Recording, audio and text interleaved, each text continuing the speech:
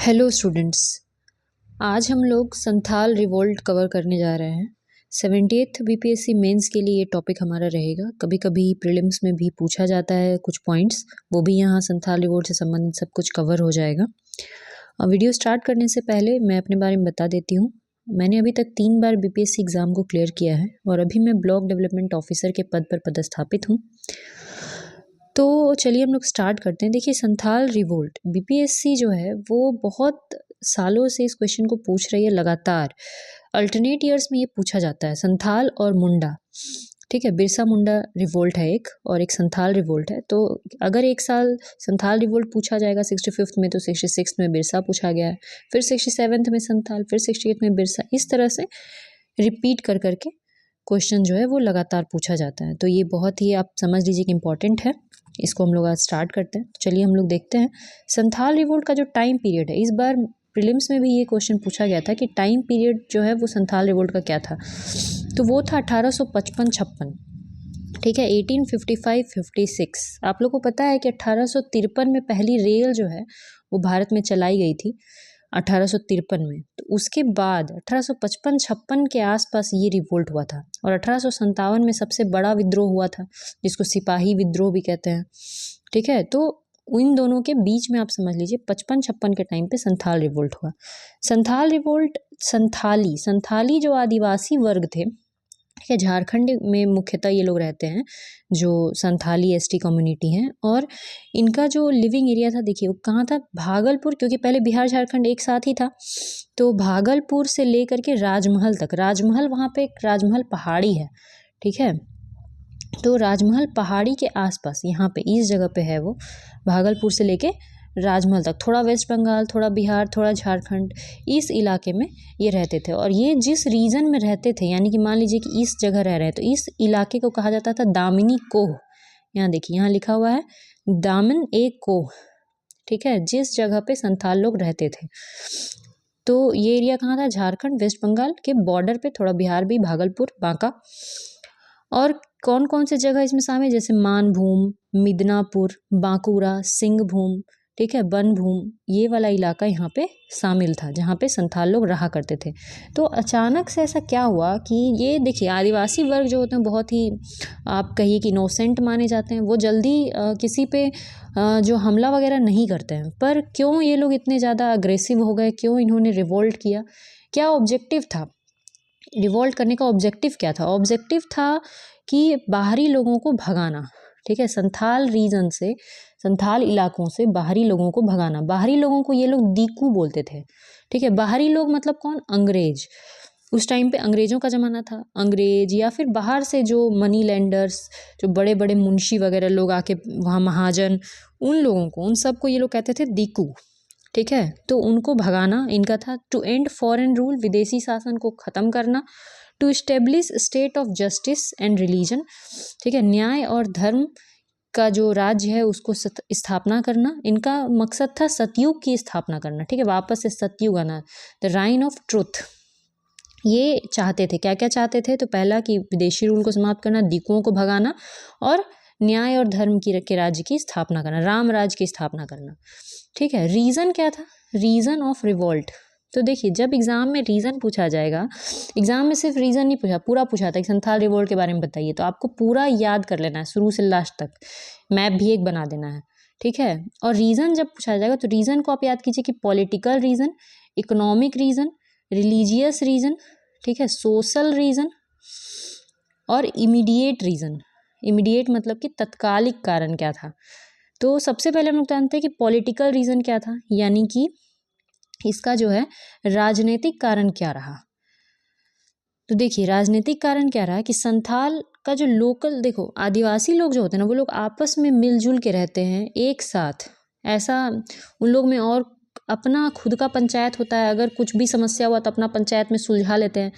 ठीक है, तो उनका खुद का लोकल गवर्नेंस था, जिसको लोग बोलता था परहा पंचायत।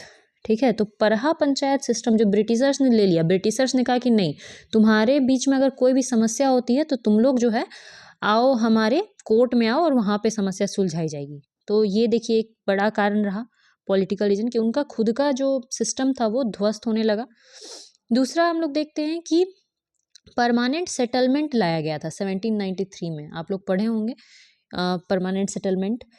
तो ये जो परमानेंट सेटलमेंट का सिस्टम था, ये न्यू टैक्स रिजीम था, टैक्स लेना था। और जो संथाली लोग होते हैं या आदिवासी होते हैं वो लोग तो झूम खेती करते हैं, ठीक है। झूम खेती मतलब कि जंगल है तो एक कोना में आग लगाया, उसको साफ किया, वहाँ खेती किया 5-10 साल, फिर वहाँ जब खेती नहीं हो पा रही थी, उर्वर नहीं रहता है, तो दूसरे तरफ चले गए। मतलब वो लोग एक जगह से दूसरे जगह घूमते रहते हैं। या तो अगर वो लोग भेड़ बकरी चराने वाले हैं, हर्डिंग करते हैं, तो भी वो लोग घूमते रहते हैं। ऐसा उनका फिक्स नहीं होता है कि ये मेरा खेत है, ये तुम्हारा खेत है, इस तरह से वो लोग नहीं रहते हैं। तो सरकार ने जब उनको कहा कि तुम टैक्स दो, अब जो भी खेती करते हो, जो भी तुम्हारे पास भेड़ बकरियां हैं, उसका तुम टैक्स दो, परमानेंटली तुम एक जगह पे सेटल हो जाओ, ठीक है। परमानेंट सेटलमेंट था कि तुम एक जगह रहो और अपना जो खेत है उसको करो और हमको टैक्स दो। तो ये चीज़ वो लोग बर्दाश्त नहीं कर पाए। उनका कहना था कि नहीं, ट्रेडिशनल हमारा जो सिस्टम है उसके अगेंस्ट है।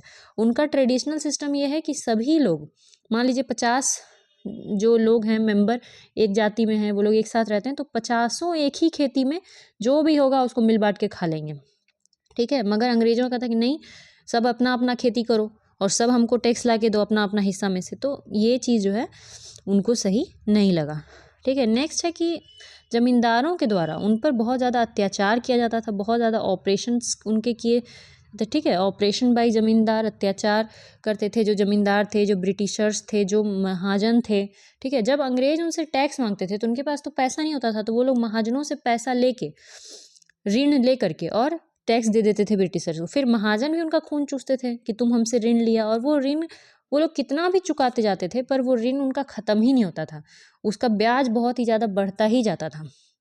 तो इस कारण से जो है संथाल लोग बहुत ही ज़्यादा डिस्टर्ब हो गए थे, ठीक है। और भी बहुत सारा कारण है कि देखिए उनको बहुत ज़्यादा हाई रेंट पे करना पड़ता था महाजनों इन लोगों को। इसके बाद उनका जो अपना कस्टम, अपना ट्रेडिशन था उनका, जो भी जैसे हथियार रखते थे, तो अंग्रेजों का कहना था कि हथियार नहीं रखना है तुम लोग को, क्योंकि देखिए तीर धनुष वो लोग तो रखेंगे ही, पर अंग्रेज लोग इंटरफेयर करते थे कि तुम्हारा जो ये रिवाज है, ये धर्म है, ये कस्टम है, ये बेकार है ना। अपना हर चीज़ इंटरफेयर करने का उनका मतलब कि क्रिश्चियन उन लोग को बनाने का कोशिश करते थे, ठीक है। बहुत सारा क्रिश्चियन मिशनरीज चलाया जाता था ताकि सभी आदिवासियों को क्रिश्चियन बना दिया जाए। इन सब से वो लोग बहुत ज़्यादा परेशान हो चुके थे, ठीक है, कि हमारे इसमें तुम लोग इंटरफेयर कर रहे हो, हमारे धर्म में, हमारे जो ट्रेडिशन है उसमें। उसके बाद जो ज़मींदार लोग होते थे और महाजन होते थे वो उनकी ज़मीन भी छीन लेते थे अगर वो लोग कर्ज नहीं चुका पाते थे। उनके कैटल्स भी छीन लेते थे, भेड़ बकरियाँ जो होती थी वो भी छीन लेते थे उनसे। फिर उसको लौटाने के बदले में भी बहुत ज़्यादा पैसा मांगते थे। और अगर ज़मींदार जज जुडिशरी के पास जाता था, कोर्ट में वगैरह, तो वहाँ वो भी बहुत करप्ट थी, बहुत एक्सपेंसिव था, तो वो लोग वहाँ भी नहीं जा पाते थे, ठीक है। तो एक तरह से बहुत ज़्यादा सता दिए गए थे, उनको जंगलों से बाहर निकाल दिया गया। जबकि संथाल का मूल घर क्या है, जंगल है आदिवासियों का, पर वहाँ से उनको बाहर निकाल दिया जाता था कि तुम लोग जंगल में नहीं जा सकते हो, तुम लोग जंगल को बर्बाद कर रहे हो, सामानों को लूट रहे हो, ये जो है अंग्रेज राज का सामान है। तो इस तरह से उनको जंगल से जो भी वो लोग फल फूल कंदमूल लेते थे वो भी लेने से उनको मना कर दिया गया, जिस कारण से वो लोग भुखमरी और गरीबी के शिकार हो रहे थे, ठीक है। तो ये सारा एक बहुत बड़ा रीज़न रहा जिसके कारण जो है जो संथाल जो इतने मासूम लोग हुआ करते थे उन लोगों ने विद्रोह कर दिया, ठीक है। लेकिन एक इमीडिएट रीज़न भी था, यानी तत्कालिक कारण, क्योंकि देखिए अंग्रेज़ तो शुरू से 1793 में परमानेंट सेटलमेंट आया, उसी समय से अंग्रेज़ तो मतलब कि उनको दबाते आ रहे थे, अत्याचार कर रहे थे। मगर अचानक 1855-56 के आसपास क्या हुआ कि विद्रोह उसी समय भड़का। तो देखिए 1853 में ट्रेन चलाई गई थी, जिसका हमने शुरू में ही जिक्र किया कि सबसे पहली रेल 1853 में चली थी। तो उस समय जो भागलपुर वर्धमान रेलवे लाइन था, वहाँ पे उसको बनाने के लिए, रेलवे लाइन को बनाने के लिए इन आदिवासियों को पकड़ पकड़ के और इनसे काम कराया जाता था, बेगारी, माने बिना पैसा के, ठीक है। दिन भर इनको बेगारी खटाया जाता था, कोई पैसा नहीं दिया जाता था उसके बदले में, ना ही कोई और चीज़ दी जाती थी। और इन संथाली महिलाएं जो होती थी उनको भी अंग्रेज जो है वो लोग किडनैप करके पकड़ के ले जाते थे, ठीक है, उनको भी अब्यूज़ किया जाता था। तो इस तरीके से ये सब रहा इमीडिएट रीज़न, और बाकी सारा रीज़न आपको याद रखना है कि ये सब हुआ था। तो इन्होंने क्या किया, संथालों के पास कोई अल्टरनेटिव नहीं बच गया, कोई तरीका नहीं बच गया, तो इन्होंने रिवोल्ट किया। ये जो संथाल रिवोल्ट होता है इसको हूल कहा जाता है, ठीक है, हूल। तो ये कीवर्ड आपको याद रखना है, दिकू, हूल, दामिनी कोह, ठीक है, कीवर्ड्स आपको जो है वो याद रखने हैं, क्योंकि ये कीवर्ड्स जो प्रीलिम्स से पूछे जाते हैं। कभी कभी क्या कहते हैं, यूपीएससी भी प्रीलिम्स में कीवर्ड्स पे क्वेश्चन पूछ देती है, ठीक है। रिवोल्ट लीडर्स कौन कौन लोग हुए जिन्होंने विद्रोह का, मतलब नेता कौन थे, तो वो थे सिद्धू, कान्हू, चांद और भैरव। ये चारों भाई थे, ठीक है, सिद्धू, कान्हू, चांद और भैरव। सिद्धू जो है उन्होंने अपने आप को कहा कि मैं भगवान का दूत हूँ, द मैसेंजर ऑफ गॉड, और अपना नाम बताया ठाकुर जी, कि मैं हूँ अब ठाकुर जी का मैं मैसेंजर हूँ, ठीक है, मैं ठाकुर जी का मैसेंजर हूँ। और उन्होंने कहा कि ठाकुर जी ऐसा चाहते हैं कि इन दिकुओं को बाहर भगाया जाए, तो हम लोग सब मिल के इन दिकुओं को बाहर भगाएंगे। तो शुरू में जो ब्रिटिश ये थे, संथाल थे, वो अंग्रेजों के अगेंस्ट नहीं थे, वो तो महाजनों और जमींदारों के अगेंस्ट थे। लेकिन जब उन्हें ये पता चला कि महाजन और जमींदार जो है वो, उनको सपोर्ट कौन कर रहा है, अंग्रेज सपोर्ट कर रहे हैं, मेन कल्प्रिट तो अंग्रेज ही थे ना, जो मेन दोषी थे, तब वो लोग अंग्रेजों के अगेंस्ट भी हो गए। और उन्होंने एक नारा दिया कि करो या मरो अंग्रेजों हमारी माटी छोड़ो, ठीक है, इस तरह से उन्होंने नारा दिया था, do or die British leave our land, ठीक है। वो दुकानों को जलाने लगे, पुलिस स्टेशंस को जलाने लगे, मतलब पुलिस से संबंधित जो जो चीज़ होता था, महाजनों के घरों को जलाने लगे, जो रजिस्टर होता था जिसमें उनके कर्ज के बारे में ब्यौरा लिखा रहता था उसको जलाने लगे, ठीक है। कम्युनिकेशन लाइन वो ध्वस्त करने लगे, जो टेलीग्राफ लाइन चलता था उस समय, ठीक है। मनी लेंडर और जमींदार को लूटने लगे, गुरिल्ला फाइटिंग करने लगे। गुरिल्ला फाइटिंग मतलब होता है कि अचानक से हमला करना और फिर तुरंत भाग जाना, ऐसे तुरंत हमला करना और तुरंत भाग जाना, और बहुत ज़्यादा टाइम तक युद्ध नहीं चलता है, और मेनली रात के टाइम पे होता है गुरिल्ला फाइटिंग, ठीक है। उन्होंने अपनी आर्मी बनाई चारों भाइयों ने मिल करके। तो अंग्रेजों ने क्या किया कि सिद्धू के ऊपर 10,000 का प्राइज मनी रखा, कि जो भी सिद्धू को मार के लाएगा तो उसको 10,000 रुपये का प्राइज मनी दिया जाएगा, ठीक है। तो इस तरह से विद्रोह जो है वो चलने लगा। तो क्या रिजल्ट निकला, वो भाई लोग तो मारे गए, मगर रिजल्ट थोड़ा कुछ अच्छा भी हुआ, ठीक है। तो देखिए, Santhal revolt prove that there is a limit to operation on people. Santhal revolt ने ये प्रूव कर दिया कि लोगों पर अत्याचार करने का एक लिमिट होता है, अत्याचार नहीं करना चाहिए बहुत ज़्यादा। सरकार ने संथाल परगना नाम से एक जो है गठित किया एरिया, कि ये एरिया है संथाल परगना और यहाँ पे संथाली लोग रहेंगे, ठीक है। और एक एक्ट भी लाया गया, संथाल परगना टेनेंसी एक्ट, यानी संथाल परगना में लोगों से किस तरह से टैक्स वगैरह लिया जाएगा, उसके लिए एक अलग सिस्टम लाया गया, उनको परमानेंट सेटलमेंट से अलग किया गया, संथाल परगना टेनेंसी एक्ट 1876 के तहत, ठीक है। Diku realised that now Santhals are not unorganised.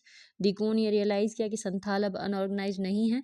जो ग्राम का प्रधान था उसको रिकॉग्नाइज किया गया कि हाँ, मतलब तुम ही लोगों के बीच में से गांव का प्रधान रहेगा, हम लोग बाहर से कुछ भी इंटरफेयर ज़्यादा नहीं करेंगे, ठीक है।